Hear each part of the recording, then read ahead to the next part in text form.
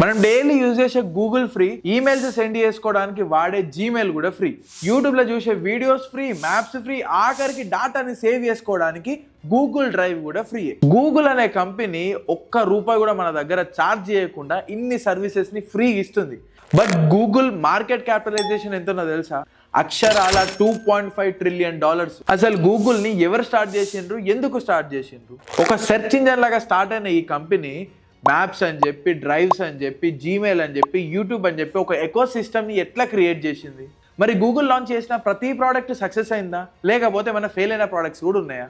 మనం ఎక్కడ ఉంటున్నాం, ఏం చేస్తున్నాం, ఏం తింటున్నాం, ఆఖరికి ఏం ఆలోచిస్తున్నాం అన్న విషయాలు కూడా గూగుల్కి తెలుస్తాయా, తెలివయా? ఇన్ని ఫ్రీ సర్వీసెస్ని ప్రొవైడ్ చేసిన గూగుల్కి పైసలు ఎక్కడి నుంచి వస్తున్నాయి? ఇక ఈ గూగుల్కి కాంపిటీషన్ ఉందా? ఒకవేళ ఉంటే ఆ కాంపిటీషన్ని గూగుల్ ఎట్లా ఎదుర్కొంటుంది ఈ వీడియోలో కంప్లీట్గా తెలుసుకుందాం. Welcome everyone, this is Akhil. ఒక ఎంబీఏ డ్రాప్ అవుట్ అయిన నేను అసలు ఏ బ్యాక్గ్రౌండ్ లేకుండా జీరో ఎక్స్పీరియన్స్ తోని, లోయెస్ట్ ఇన్వెస్ట్మెంట్ తోని 2 multi-million-dollar కంపెనీస్ అయితే బిల్డ్ చేసిన. సో ఈ నా జర్నీలో నాకు వచ్చిన ఎక్స్పీరియన్స్ ని ప్రతి వీక్ లా 3 వీడియోస్ లాగా మీ ముందు తీసుకొని రాబోతున్నా. సో ఈ ఏ వీడియోస్ కూడా మీరు మిస్ కావద్దు అంటే వెంటనే మన ఛానల్ ని సబ్స్క్రైబ్ చేసుకొని అక్కడ ఒక చిన్న గంట ఉంటుంది, దాన్ని కొట్టిండ్రు అనుకో ఎవ్రీ వీక్ 3 times కలుద్దాం, అది కూడా గ్రేట్ వాల్యూతో. మన ఫస్ట్ క్వశ్చన్, అసలు ఈ గూగుల్ ఎవరు స్టార్ట్ చేసిండ్రు, ఎందుకు స్టార్ట్ చేసిండ్రు? 1998 లారీ పేజును కో ఫౌండర్ బ్రిన్తో కలిసి ఈ కంపెనీని అయితే స్టార్ట్ చేసిండ్రు. గాగుల్ అనే వర్డ్ నుంచి ఇన్స్పైర్ అయ్యి ఈ కంపెనీకి గూగుల్ అని పేరు పెట్టిండ్రు. గాగుల్ అంటే ఏందనుకుంటుండ్రా? మనం జనరల్ గా ఒకటి పక్కకి 3 సున్నాలు పెడితే 1000 ఎట్లా పిలుస్తామో, అదే ఒకటి పక్కకి 100 సున్నాలు పెడితే దాన్ని గాగుల్ అంటారు. ఈ సెర్చ్ ఇంజన్ లా అంతగానం ఇన్ఫర్మేషన్ ఉంటుందని చెప్పి ప్రొజెక్ట్ చేయడానికి ఈ కంపెనీకి గూగుల్ అని చెప్పి పేరు అయితే పెట్టిండ్రు. ఈ కంపెనీ స్టార్ట్ చేసినప్పుడు ఒక్కటే గోలు, ప్రపంచంలోని ఇన్ఫర్మేషన్ మొత్తాన్ని ఆర్గనైజ్డ్గా సెట్ చేసి దీన్ని అందరికి అవైలబుల్ అయ్యేలాగా తీసుకొని రావాలి. కంపెనీ విజన్ ఇది ఒక్కటే ఉండే. మరి ఈ సెర్చ్ ఇంజన్ లెక్క స్టార్ట్ అయింది, ఈ జీమెయిల్ ఇవన్నీ పంచాయతీ ఎందుకు క్రియేట్ చేసింది, ఎట్లా క్రియేట్ చేసింది అనే కదా మీ డౌట్. సెర్చ్ ఇంజన్ బిజినెస్ తోని సూపర్ సక్సెస్ఫుల్ అయిన ఈ కంపెనీ 2004 జీమెయిల్ అని చెప్పి ఒక ప్రోడక్ట్ని అయితే లాంచ్ చేసింది. నెక్స్ట్ ఇయర్ 2005 మ్యాప్స్ కూడా లాంచ్ చేసింది. 2006 యూట్యూబ్ని అయితే గూగుల్ అక్వైర్ చేసుకుంది. దానికి ముందు యూట్యూబ్ అనేది వేరే కంపెనీ. ఇక గూగుల్లో బిగ్గెస్ట్ ప్రోడక్ట్ ఏదైనా ఉంది అంటే అది ఆండ్రాయిడ్. ఇది 2008 అయితే లాంచ్ చేశారు.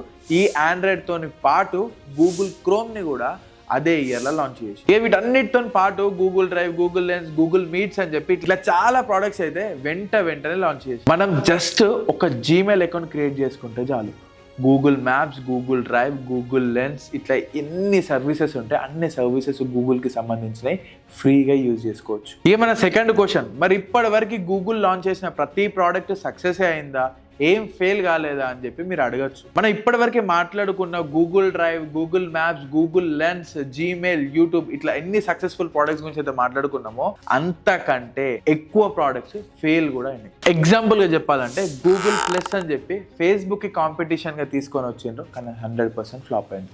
గూగుల్ హ్యాంగ్అవుట్స్ అని చెప్పి చాటింగ్ కోసం ఒక సపరేట్ యాప్ అయితే తీసుకొని వచ్చిండ్రు, అది కూడా 2022లో బంద్ చేసారు. గూగుల్ నెక్సస్ టాబ్లెట్ అని చెప్పి ఐప్యాడ్ కి కాంపిటీషన్ గా కూడా ఒక ప్రోడక్ట్ అయితే తీసుకొచ్చిండ్రు, కానీ అల్లా కూడా ఫెయిల్ అయిపోయిండ్రు.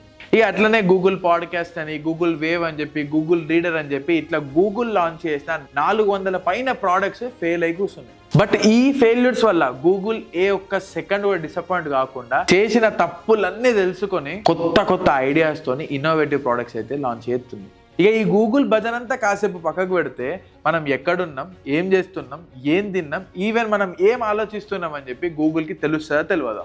మనం గూగుల్లో అకౌంట్ క్రియేట్ చేసేటప్పుడు అలా టర్మ్స్ అండ్ కండిషన్స్ అని చెప్పి ఒకటి ఉంటుంది. మనం అవి ఎట్టి పరిస్థితుల్లో చదవకుండానే యాక్సెప్ట్ కొట్టేస్తాం. ఆ టర్మ్స్ అండ్ కండిషన్స్లా క్లియర్గా నేను మీ డాటాని యూజ్ చేసుకుంటాం, మీ లొకేషన్ని ట్రాక్ చేస్తాం, మీకు అన్ని ఓకే కదా అని చెప్పి పర్మిషన్ అయితే తీసుకుంటది. ఇక మనం యాక్సెప్ట్ చేసిన ఆ టర్మ్స్ అండ్ కండిషన్స్ వల్లనే గూగుల్ మన పర్మిషన్ తోనే మనల్ని ట్రాక్ అయితే చేస్తుంది. అయితే ఈ టర్మ్స్ అండ్ కండిషన్స్ వల్ల గూగుల్ అయితే మస్తు ప్రాబ్లమ్స్ అయితే ఫేస్ చేస్తుంది. ఈవెన్ యుఎస్ లా గూగుల్ CEO అయిన సుందర్ పిచాయ్ కోర్టుకు పోయి జస్టిఫికేషన్ ఇవ్వాల్సిన అవసరం కూడా వచ్చింది. యూజర్స్ పర్మిషన్ లేకుండా యూజర్స్ ని ట్రాక్ చేసినందుకు 2023 అమెరికాలో కాలిఫోర్నియా అనే స్టేట్ $93 million ఫైన్ కూడా. ఇండియాలో కూడా మస్తు కేసులు అయితే గూగుల్ మీద ఉన్నాయి. ఇండియాలో మనుషుల డాటా తీసుకొని బిజినెస్ చేస్తుంది అని చెప్పి, దాంతో పాటు ప్రపంచంలో అన్ని ప్లేసెస్ లో కూడా గూగుల్ మీద మస్తు కేసులు ఉన్నాయి. ఇప్పుడు గూగుల్ అయితే వరల్డ్ వైడ్ లీగల్ ప్రాబ్లమ్స్ తోనే మస్తు సఫర్ అయితే అవుతుంది. ఇప్పుడు అన్నిటికంటే ఇంపార్టెంట్, గూగుల్ అసలు పైసలు ఎట్లా సంపాదిస్తుంది. ఇన్ని సర్వీస్లని ఫ్రీగా ప్రొవైడ్ చేసే గూగుల్ కి అన్ని అన్నం పైసలు ఎక్కడి నుంచి వస్తున్నాయి. 2023 గూగుల్ కి వచ్చిన నెట్ ఇన్కమ్ $73 బిలియన్. నేను రెవెన్యూ గురించి మాట్లాడతలేను, ఇన్కమ్ గురించి మాట్లాడుతాను. ఒకసారి ఆ $73 బిలియన్ ని ఇండియన్ రూపీస్ కి కన్వర్ట్ చేసి చూడండి. సర్వీసెస్ అన్ని ఫ్రీగానే ప్రొవైడ్ చేస్తున్నారు, పైసలు ఎక్కడి నుంచి వస్తున్నాయి. గూగుల్ ఇక్కడ 2 రకాలుగా రెవెన్యూ అయితే జనరేట్ చేస్తుంది. ఫస్ట్ మోడల్ వచ్చేసి ఫ్రీమియం మోడల్.